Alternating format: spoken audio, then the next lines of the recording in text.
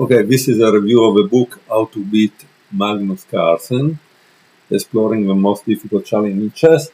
In reality, the book, in my opinion, is to show how Magnus Carlsen is really great, the greatest of all times, because the author starts with showing how difficult it is actually to beat Magnus Carlsen, right?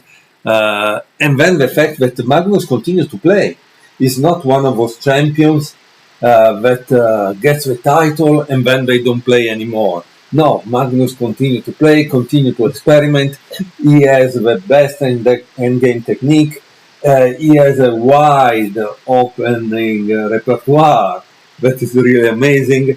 And so it's definitely a great book to have if one wants to know Magnus Carlsen under a different light. Now, the book is made by 8 chapters, right? The witchcraft, quicksand, etc., etc. Now, each chapter is about some specific themes. Uh, as always, I cannot really show you all the book, but there are 85 games or fragments of games in the book. I would like to show one from chapter 2, the quicksand, which is game 26, played between Wesley So as white, in the time it was 27-78, and Magnus Carlsen black, that was 28-43. It was played in Stavanger 2018. And here we have a comment from Wesley So that says, I really love Stavanger, and after I eat a meal of my favorite food, salmon, and you know that salmon was also a favorite food for Kasparov, right? I went to play my game against the favored son of Norway, whom in my 3.5 years of professional play, I had never beaten in a classical game. This is what Wesley So wrote. His sense of relief at taking down the king must have been indescribable. So let's see how Wesley So starts with d4. Considering how well prepared Magnus is in the opening these days, I decided to stick to normal lines and not challenge him on the intricacies of the Ruy Lopez. d5, c4, c6. You can absolutely love an opening and maybe still shouldn't play it. Magnus changes from his usual knight f6 and to e6. So, usual knight f6 and to e6, to c6. This is the Slav defense. It's really a complicated opening in the sense that the theory goes 20 moves long. In some cases, you must really remember it well. I played it for a while and I lost my games because I didn't remember the theory. It's like the Sicilian, honestly. C takes d5. At last the players engage in an opening system well within my competency jurisdiction. Apparently the commentators announced I was playing for a draw by taking on d5, a shocking analysis as we only traded one pawn. This is what Wesley So writes. Wesley is right. Why is this game so drawish with every major piece on the board? And here it shows a line that Magnus Carlsen played in Leuven in 2016, where he went to beat Wesley So with this same line, but as white. Okay, so that's kind of interesting. And like always, Magnus Carlsen won in the endgame. C takes d5. For a supercharged creative player like Magnus, the fun level of playing the dual black side of an exchange slab has to rank just below dental surgery without the application of Novocaine. I don't know both, but okay. Bishop f4. This transposes also in other lines. Knight f6. Knight c3. Knight c6. Knight f3. a6. And here the main line instead of a6 is bishop f5, okay?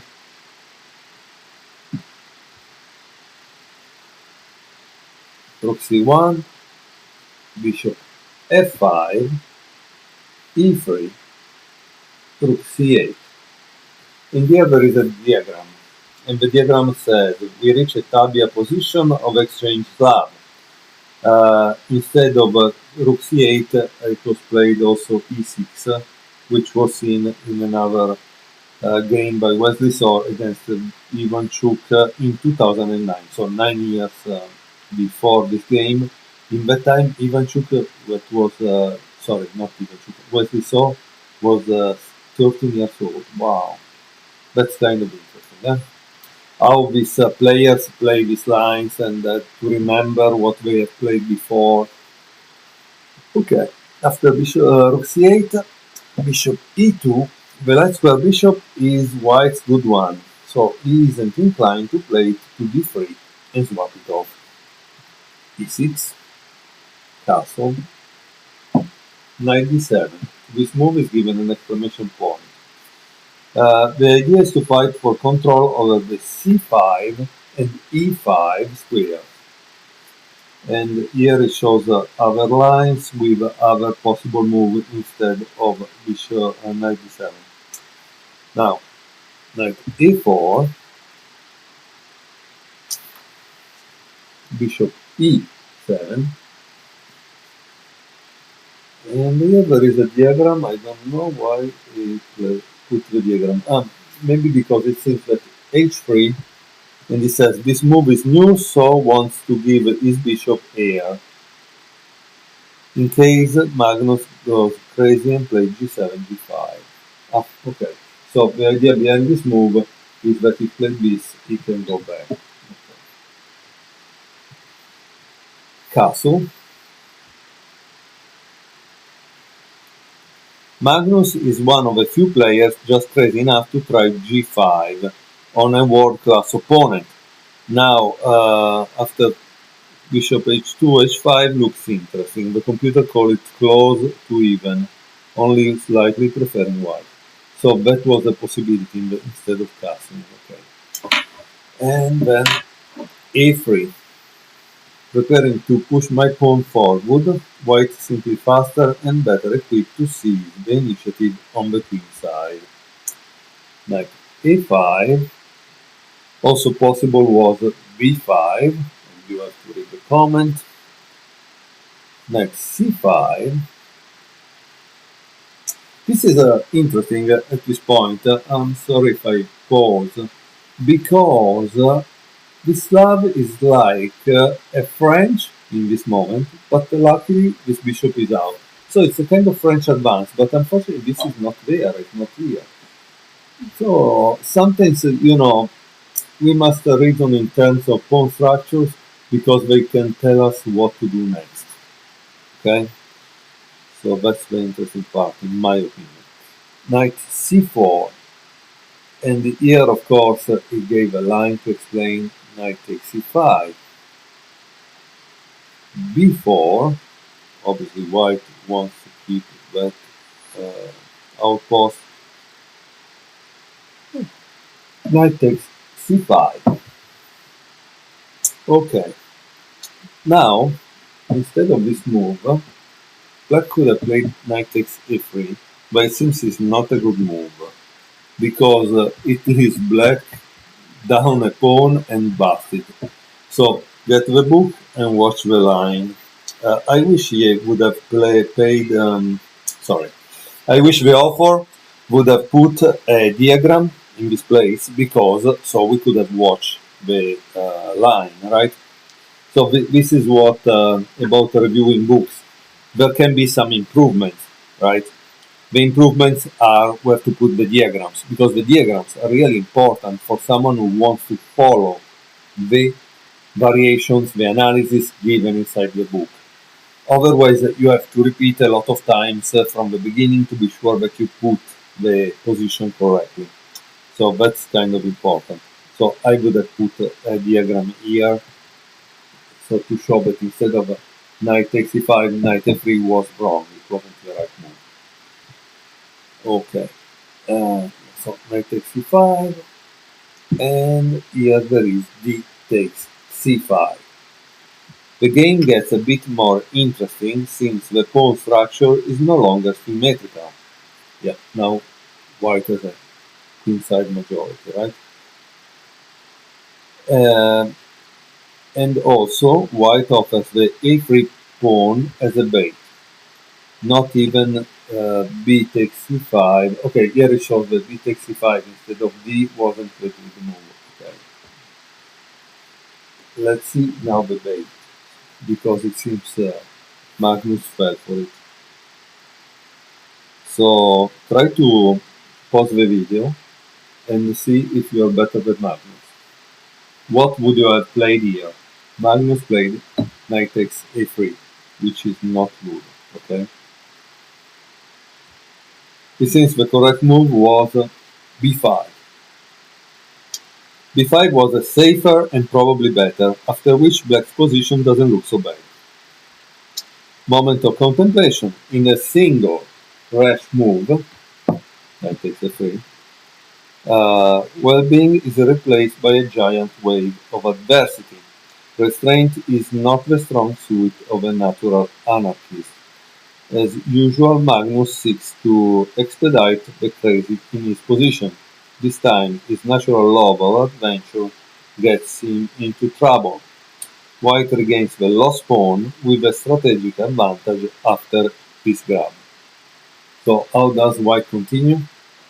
Knight d4, bishop e4, f3, bishop g6, queen b3, knight c4, bishop takes c4, d takes c4, and queen takes c4. Black has picked up the bishop pair at the cost of a passive position.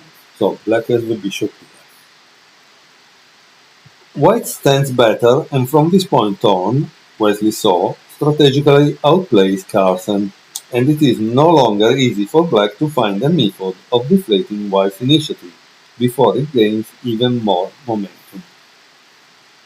And now is black's turn, which plays queen e8.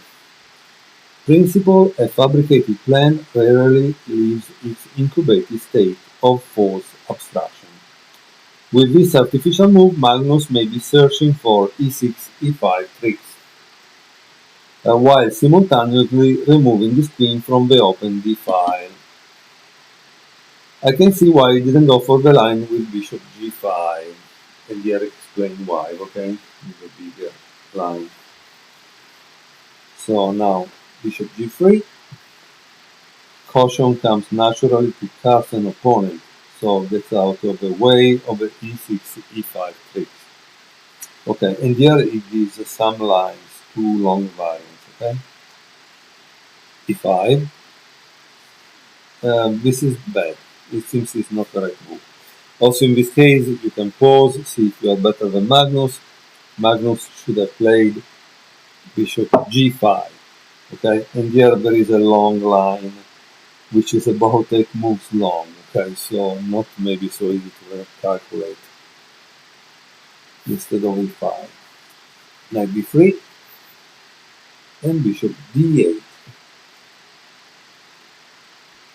I'm not certain whether this was an oversight or a deliberate, desperate sacrifice. Magnus apparently didn't like going uber passive with e4. It seems the move should have played this one, and which leaves black with an unpleasant endgame, okay? Principle: don't file an urgent matter away for later, since later may never arrive. Exercise white to play and win material. So you are white, Mr. Wesley Saw, in this position, and you try to guess what is the next move to play, okay? If you pause the video and try to find it, I can now show it to you. Queen d5, exclamation point, double attack, attacking e5 and b7. which both are hanging. Queen b5, and here there are two different lines with bishop g5 and bishop c7 to show that bishop g5 is winning for white, and the bishop c7, the author of the book says he doubts that black will be able to hold a draw. So it seems already the situation is bad for Magnus Carlsen. Okay? So after queen b5, white plays bishop takes e5 and bishop e7. Uh, maybe the problem is that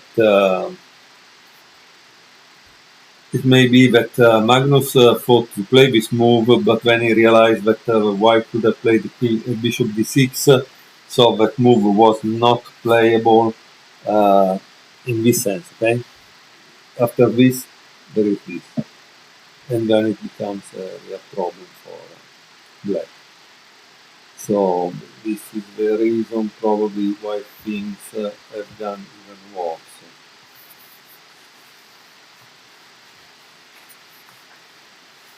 Now white has to defend b4, queen d2, covering b4 and then into it the extra pawn.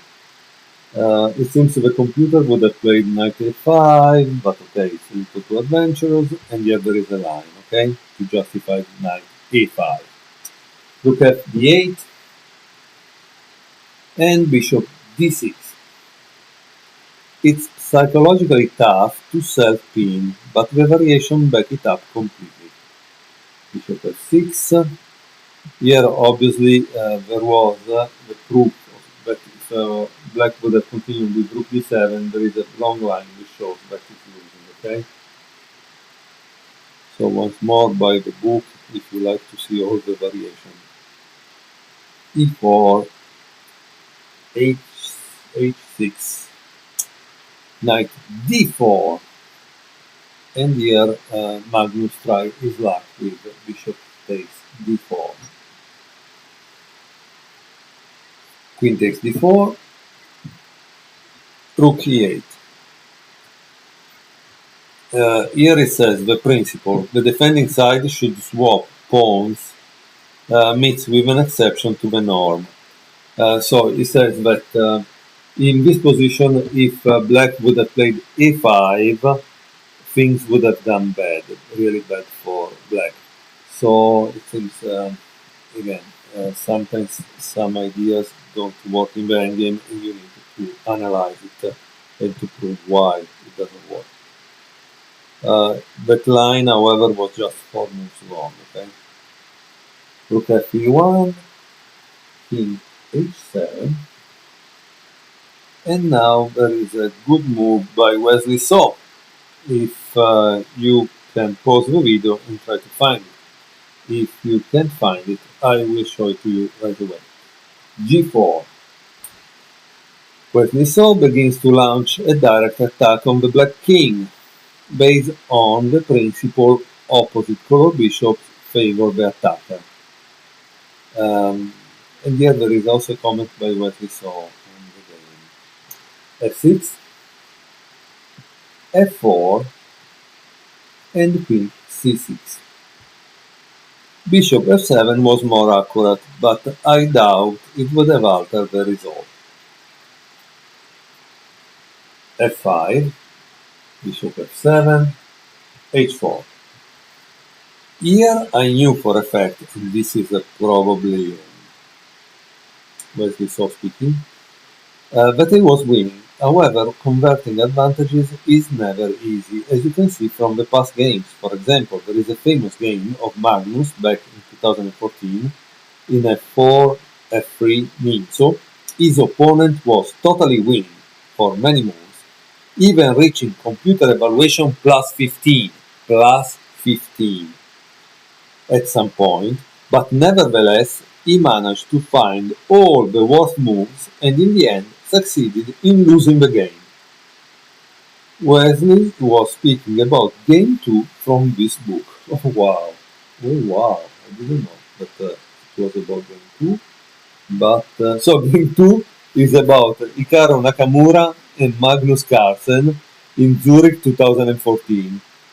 It's in chapter 1 of the book at page 20, okay? So if someone is interested, I can actually show also this game, which it seems it's a long game. Let's see how many moves. About 61 moves, and Magnus wins in the end game. So very interesting. I didn't know that game because I like Wesley So. He's a Filipino player, but he lives here in America. He's a nice guy, and so nothing. I was interested in knowing more about him. Okay, so after G4, F6, where are we? H4. Okay, so played H4, and now Black plays Rook A8. Obviously, the idea is to prepare this push-up, okay? Rook C2, E5, and now another good move by White. If you were Mr. Wesley So, one of the top grandmasters in the world, what would you play? Pause the video and try. If you don't want to pause the video, just watch. G5, very good move. And now Black plays Bishop H5. Moment of contemplation in serious dual time pressure, Magnus tempts So into grabbing the f6 pawn. Would you do it? So now it's your choice again. You are White. You are Mr. Wesley So. Would you take the pawn on f6? Would you play this move? Yes or no? Try to see why yes or why no. Okay. The move played in the game is g6. This is the practical move which creates bad rank issues for Black. The computer says g take f6 is the strongest move. So we were in this position. The computer says this is the best move you can play. Let's see how. This is I'm interested to see because I know that some attacks are kind of difficult, and so let's see why. Which is not the same as the most practical move. Okay, how does Black continues with Rook G8, B5, King takes B5, Rook B2, Queen D7, Rook E B1, G takes F6, King F2, because obviously there was a check, B5, Rook takes D5, Rook A7, and here there is Queen takes F6, and White should consolidate. So at this point, White has a huge advantage. He just needs to consolidate. I will pause here the video to return back to the position in the game. Okay, we can continue. Black just played Bishop H5, and the question was, would you play G takes F6?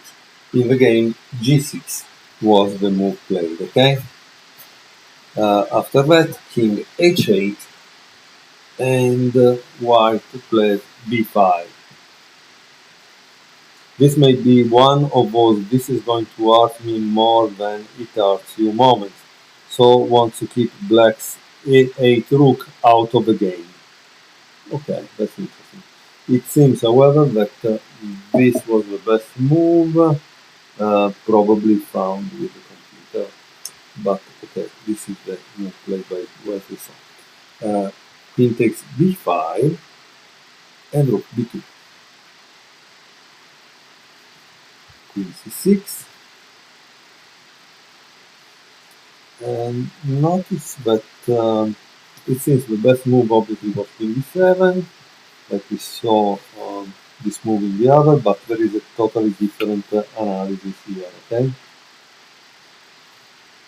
Obviously, Rook B6, Queen C8, Queen D5.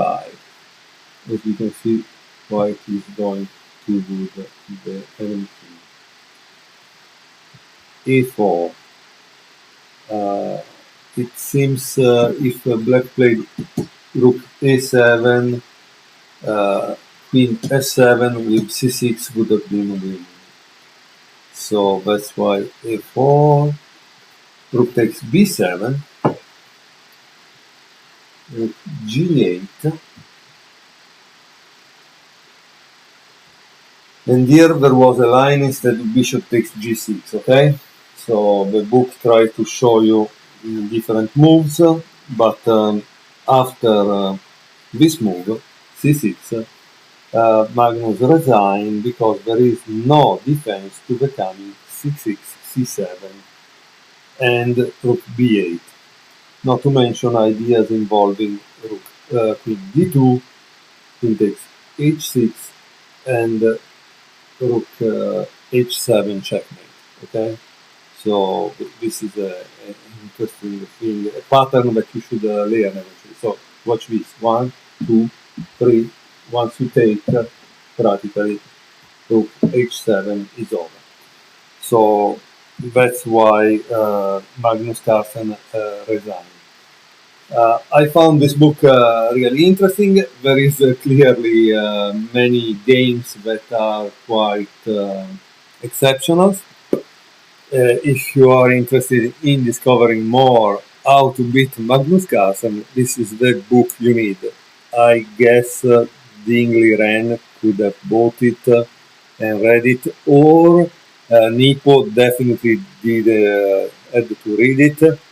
Also, things didn't go well, and maybe Gukesh will have to read it in case he one day he finds Magnus and the money to fight for a match.